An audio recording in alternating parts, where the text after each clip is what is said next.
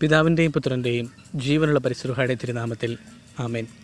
കർത്താവിനാൽ ഏറ്റവും സ്നേഹിക്കപ്പെട്ടവരെ, നമ്മുടെ ജീവിതത്തിലെ ഏറ്റവും പ്രധാനപ്പെട്ട കാര്യം എന്താ?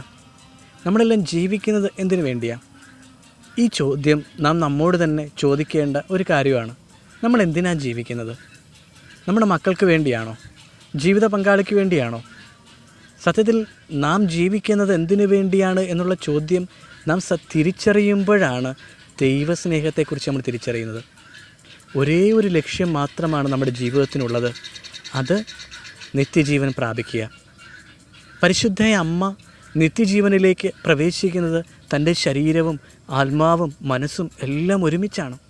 എന്തുകൊണ്ടാണ്? കാരണം അമ്മയ്ക്ക് ഒരു ലക്ഷ്യം മാത്രമേ ഉണ്ടായിരുന്നുള്ളൂ, ദൈവം. നമ്മുടെ ജീവിതത്തിലും ഒരു ലക്ഷ്യമേ ഉണ്ടാകാവൂ, ദൈവം. ദൈവത്തെ സ്വന്തമാക്കുക, ദൈവത്തെ സമ്പാദിക്കുക, അതുമാത്രമാവട്ടെ നമ്മുടെ ലക്ഷ്യം.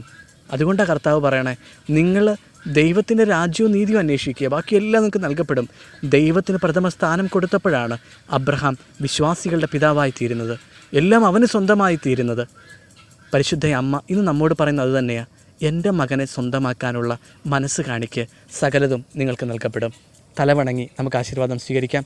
പിതാവായ ദൈവത്തിൻ്റെ സ്നേഹവും ഏകജാതൻ്റെ കൃപയും പരിശുദ്ധാത്മാവിൻ്റെ സംസർഗാവാസവും ഇന്നും എപ്പോഴും നിങ്ങളോടൊപ്പം ഉണ്ടായിരിക്കട്ടെ. ആമേൻ.